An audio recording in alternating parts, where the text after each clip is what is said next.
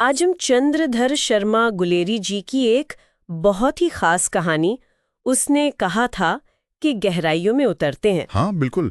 ये कहानी अमृतसर के बाजार से शुरू होकर पहले विश्व युद्ध की खंदकों तक जाती है। और इसके दिल में है लहना सिंह का किरदार। वही कहानी शुरू होती है एक बड़ी मासूम सी मुलाकात से, पर खत्म होती है एक वचन के लिए दिए गए बलिदान पर। तो चलिए अमृतसर चलते हैं।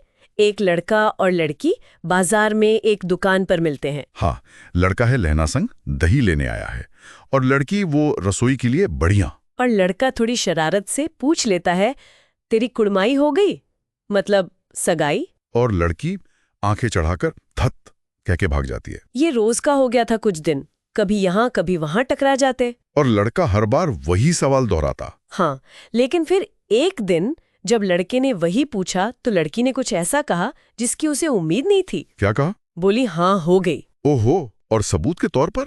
ना रेशम के फूलों वाला सालू दिखाया, देखते नहीं, और ये कहकर भाग गई। लहना सिंह का तो जैसे दिल ही टूट गया होगा। बिल्कुल, और वो जो अंदर का तूफान था वो फिर बाहर निकला, गुस्सा, निराशा। वो रास्ते में किसी लड़के को नाली में धकेल देना, खोमचे वाले का सामान बिखेर देना, कुत्ते को पत्थर मारना, ये सब उसी टूटे दिल का इजहार था। फिर वक्त आगे बढ़ता है, काफी साल, 25 साल। हाँ, 25 साल बाद अब लहना सिंह नंबर 77 सिख राइफल्स में जमादार है। और कहाँ?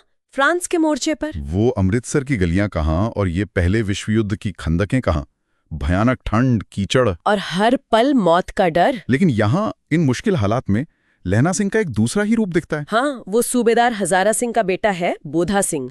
बीमार रहता है और लहना उसका ख्याल रखता है, बिल्कुल पिता की तरह। अपने कंबल उसे देना, उसकी जगह खुद पहरा देना, उसे सूखी जगह सुलाकर खुद कीचड़ में सो जाना, मतलब कमाल का ध्यान रख रहा है। हाँ, ये बात सोचने वाली है कि क्यों, क्या सिर्फ नेकी या कुछ और? ये सवाल जरूर उठता है, खासतौर पर जब कहानी आगे बढ़ती है। तो एक रात लहना पहरे पर है। एक अफसर आते हैं, सब उन्हें लप्टन साहब समझते हैं, और आते ही हुक्म देते हैं कि पास की जर्मन खंदक पर हमला करना है फौरन।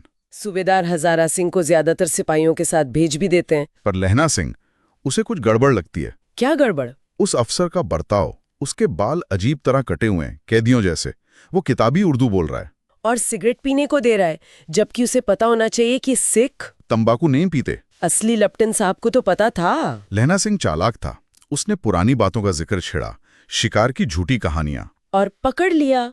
समझ गया कि ये कोई जर्मन जासूस है। फौरन वजीरा सिंह को दौड़ाया कि सूबेदार को वापस बुलाओ, और खुद उस नकली अफसर से भिड़ गया। हाथापाई हुई, जासूस ने लहना की जांग में गोली मार दी। लेकिन लहना ने उसे ढेर कर दिया। पर तभी नुकसान भी होता है, कई सिख शहीद होते हैं। और लहना सिंह, उसकी पसली में भी एक गोली लगती है, पर वो किसी को बताता नहीं, चुपचाप दर्द सहता है। फिर घायलों को ले जाने के लिए गाड़ियां आती हैं। लहना सिंह अपनी परवाह नहीं करता, वो सूबेदार और बोधा सिंह को पहले जाने को कहता है। हाँ, सूबेदारनी की सौगंध देकर उन्हें भेजता है। और जाते हुए सूबेदार से कहता है, सूबेदारनी जी को मेरा मत्था टेकना कहना, और कह देना कि मुझसे जो उसने कहा था वो मैंने कर दिया। यही वो राज है। उसने कहा था, आखिर क्या कहा था? तो कहानी हमें फ्लैशबैक में ले जाती है, युद्ध पर जाने से पहले की बात। लहना सिंह छुट्टी पर सूबेदार के गांव गया था, उनके घर। और वहां सूबेदारनी ने उसे पहचान लिया। कौन थी वो? अरे, वो अमृतसर वाली लड़की। वही? हाँ। अच्छा, तो वो सूबेदारनी बन गई थी? हाँ, और उसने लहना को पहचाना और फिर रोते हुए आंचल पसार कर एक भीख मांगी थी। क्या भीख? उसने याद दिलाया कि कैसे बचपन में लहना ने उसे एक बिगड़े घोड़े वाले तांगे से बचाया था। और फिर कहा कि जैसे तब जान बचाई थी वैसे ही अब युद्ध में उसके पति यानी सूबेदार हजारा सिंह हाँ। और उसके इकलौते बेटे बोधा सिंह की रक्षा करे। ओहो, तो ये था वो उसने कहा था। हाँ, और लहना सिंह ने वो वचन निभाया, अपना वादा पूरा किया, अपनी जान देकर। बिल्कुल।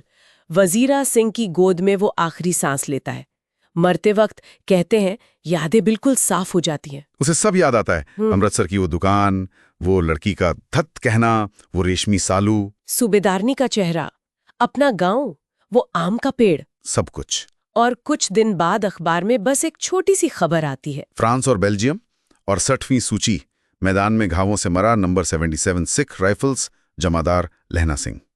बस। उसने कहा था, ये 3 शब्द ही पूरी कहानी है। लहना सिंह का प्यार, उसका त्याग, उसका अपने वचन के लिए समर्पण।